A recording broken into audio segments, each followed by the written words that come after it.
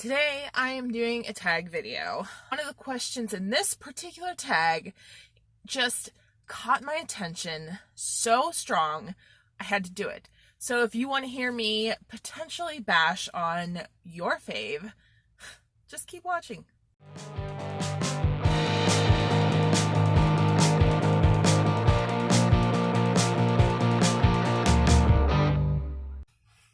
Hey guys, welcome back to Perfume Vegas. I'm your hostess, Holly Golightly. I'm here with this tag. I don't know what the name of it is. You'll know because you'll have seen it in the description. I took these questions from Jasmine. The tag was from a Canadian YouTuber, perfume YouTuber, Mojan. I think that's her name. I'm so sorry if I'm not correctly pronouncing that. But it didn't originate with her. It originated with someone else, and I don't know who that is. So I'm sorry about that. You can kind of like go back and follow the breadcrumb trail if you really desperately to know. Just know that I did not create this, okay? So I'm just going to get into it. There are 10 questions, 10 answers. I'm pretty excited. I have been feeling so crappy lately.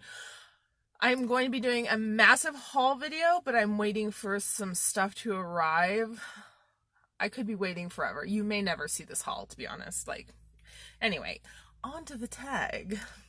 The first question was, are you faithful to a perfume? I don't feel that anyone who has watched my video, anyone who's watched my channels for anyone who's watched my videos for any amount of time, doesn't already know this, but for the sake of being thorough, the answer is yes, I am extremely faithful to Angel Eau de Parfum. This has been around since 1992, I believe, and I have loved it since 1995, around then. It's got a ton of notes. Everything that I speak about will be listed down below. But it's just perfect. It's perfection. I feel like it doesn't smell dated or, out of trend. To me, it still smells like nothing else, and there's just no comparison. There isn't. There really isn't. So, number one, will you be faithful to a perfume? Yes, Angel. Angel Eau de Parfum. Number two, what was the last perfume you bought? Well, the last perfume that I physically bought but has not arrived to me is two eau de parfums that I purchased from the indie brand House of Glory. I don't have them yet, so I can't tell you about them. I can't describe the scents. I did purchase one in my favorite fragrance, Vice, and I purchased one in one of their limited seasonal collection scents, so I could kind of see just how the eau de parfums from them are stacking up, because they're really slow down. I had a lot of coffee today. The eau de parfums from House of Glory are very reasonably priced. I'm really excited to try those. Just went on about that. Okay. Number three. My God, what is question number three? Favorite category of fragrance. Oh, actually, before I move on to number three, I'm going to talk, I want to ask, would you be interested in seeing a video where I talk about the difference between indie, niche, designer, and luxury fragrance, or mainstream, / designer and luxury fragrances? So if you're interested in that video, let me know down below. If you're not, let me know. I'm going to do it anyway, so I just want to know your opinion first. Okay, now question 4. WTF. Okay, where was I? Number 3. Oh my God, I'm only on number 3. Favorite category of fragrance.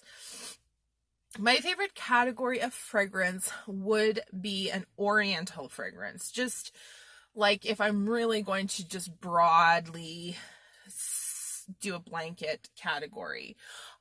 Within the oriental fragrance genre, I prefer oriental gourmand type of fragrances, woody oriental type of fragrances, oriental fougere type of fragrances, and then to a little bit lesser extent, floral or fruity oriental fragrances, although I do enjoy a fruity fragrance. like, I've been really in a fruity fragrance feeling lately. Anyway, but yeah, I don't enjoy like a straight up super sweet gourmand or straight up super floral fragrance. I do like a lot of the crossover genre type of scents, but in general, if I was going to pick a fragrance type, it would be an oriental type fragrance, although that name and the connotation is like a whole can of worms in itself. Anyway.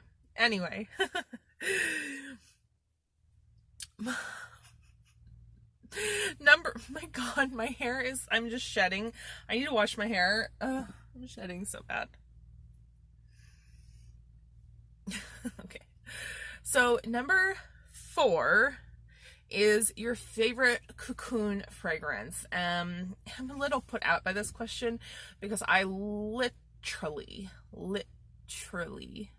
just did, not just, but like a month and a half ago, 2 months ago, I did a video all about my favorite cozy, comfy fragrances.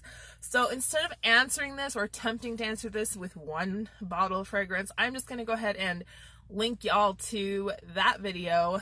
And if you are that interested, you can go ahead and check it out. Number...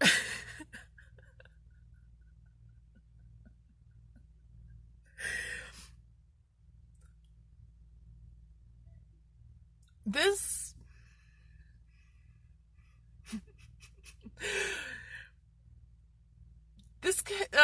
tag originated, I believe, it was a Canadian YouTuber, correct? They not have the same connotation here to this word. These, like, number 5 is your favorite. I can't even say. Number 5, your favorite working girl fragrance. The working girls I know tend to use body sprays instead of actual perfume. Can we call this something different? Your favorite getting the job done? Nope, that sounds wrong too. You know what? I'm just going to go ahead and answer this in the spirit of what I believe this question is asking. And that is, what is your favorite working girl fragrance? If I was on the streets putting in the legwork, I would be wearing Police Shock in Scent. This is probably the sweetest fragrance that I own. A commenter on my Police video mentioned that it's a practically near perfect dupe for Jean Paul Gaultier Scandal. I haven't smelled Scandal, so I can't verify that claim, but this is super sweet, super sexy, and it has that slightly gourmand feel that is going to be kind of like a man-eating sort of a attractor sort of scent. So I would douse myself in this before I hit the town. I mean, yeah, so for the working girl in all of us is Police Shock in Scent. Next, coming hot on the heels. I'm sorry to the originator of this tag or anyone who maybe, changed these names or words after the fact. Y'all, if you're gonna do a scandalous tag, just make it scandalous. Come on. Your favorite seductive fragrance. My favorite seductive fragrance is Agent Provocateur Eau de Parfum. This is, to me, it's an oriental, a floral oriental type of fragrance. Very strong, very potent. This is not a get you a man type of fragrance. This is going to definitely turn off a lot of people, especially if you initially have just met or are on first date. But if you've been dating a while and you're really ready to take that next step, this scent makes no bones about it. It has a slightly latex scent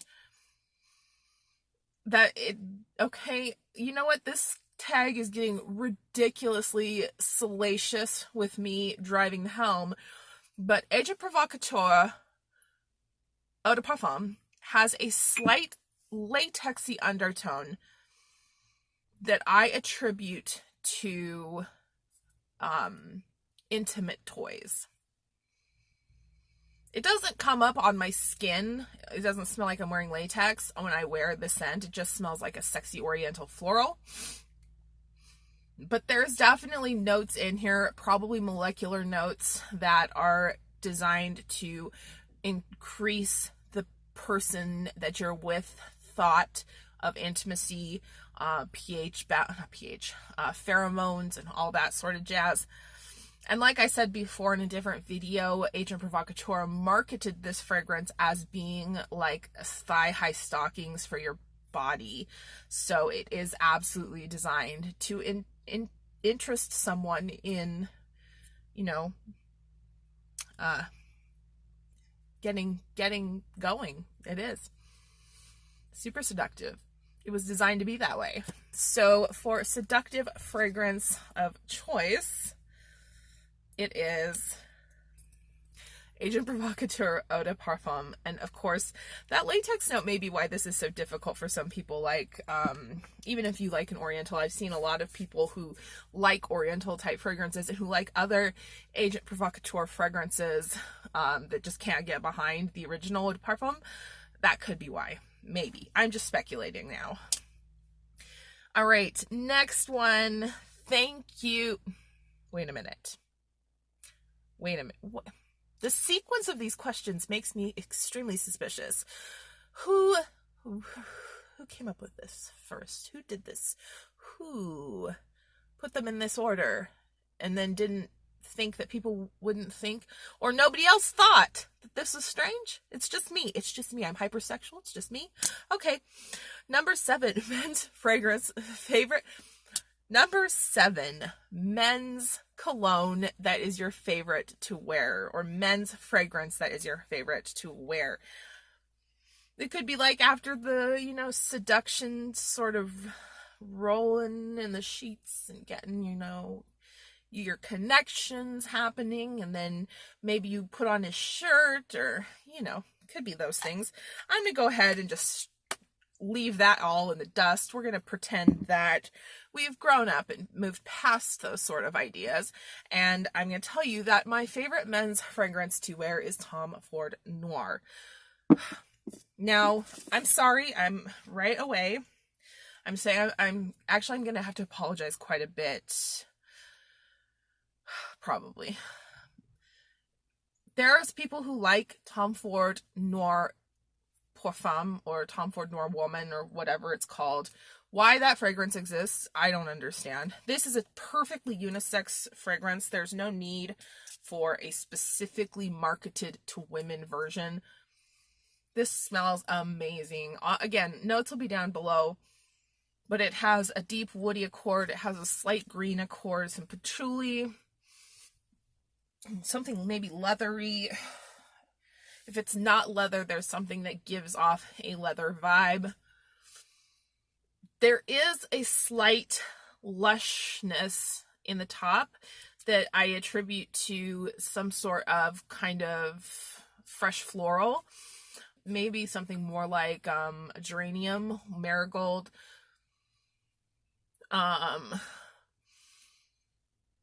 Maybe even a white flower, maybe like a white, like a gardenia or a mimosa. Well, that's not a white flower, but gardenia or magnolia. I don't know.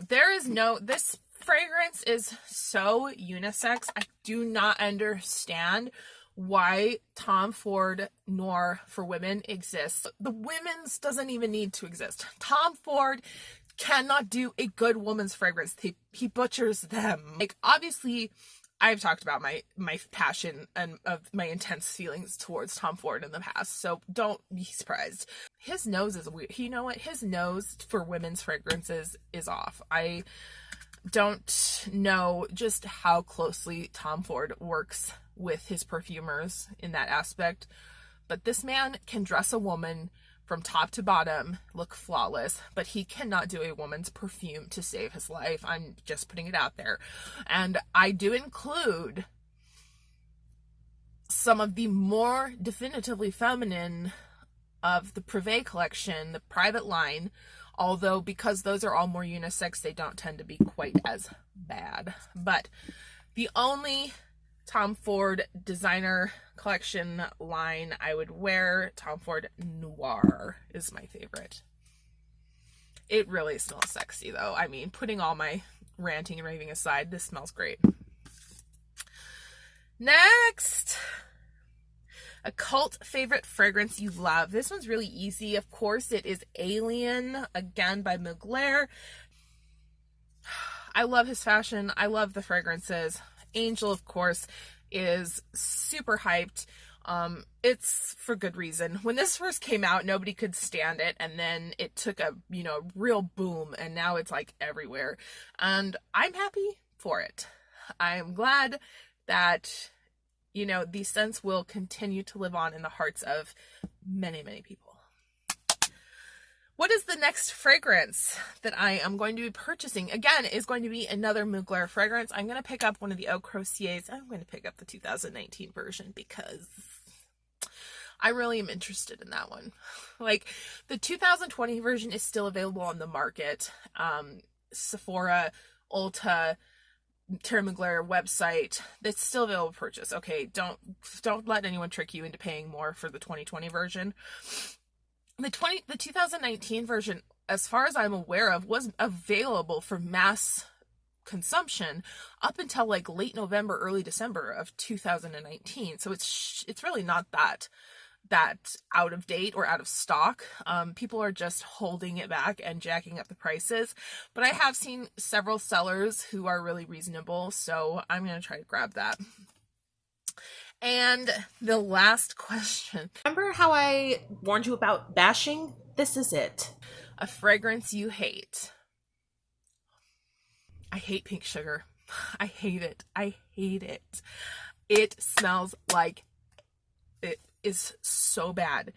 I don't understand how anyone could want to smell as if they got some nasty, old, sticky, dirty, like confectionate type of material and rubbed it on their body. It's not pretty. It smells cheap.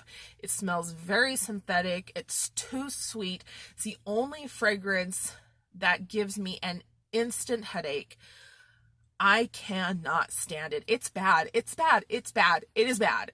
Pink sugar is bad, and it is a cult favorite for reasons unknown to me, most likely because at the time it appeared, things that were very gourmand were the trend, and it was the gourmand of all gourmands, literally sugar. It's awful. It's so bad. I do not have actual pink sugar because why would I do that? That's just ridiculous. I am sorry if you're offended. This is my opinion and my opinion only. And I know people don't like to hear people's opinions, especially about things that they love. So take it with a grain of salt, Go ahead and just think to yourself, like, well, that bitch likes Angel, so she'd be crazy about what she knows and doesn't know about how fragrance smells good. This is Gold Sugar. I got a sample of it for some reason sometime. I'm not sure even where. I think it was Fragrance Net. Oh, God. Oh, it's bad. It's not as sweet as pink sugar, but it's also just so synthetic smelling. I am so sorry. I really hate pink sugar. I'm not even going to be PC about it and try to act like there's a redeeming quality or that maybe some people, it smells better on some people. No, it smells the same on everyone, which is just disgusting burnt sweetness. And you just, should I stop? I should stop before I get in more trouble. Okay, I'm gonna leave it there. That was the tag. I hope that you were entertained. If you got to the end without being too offended, you could go ahead and like the video, subscribe, and maybe even hit the little bell to be notified next time I upload. If you really didn't like the video, or you're really offended by some of my answers to these questions, you don't have to do any of that. You don't even have to leave a comment. You don't have to tell me you're offended, because I will assume you are. Okay, thank you so much for joining me today, and I will see you on the next one. Bye!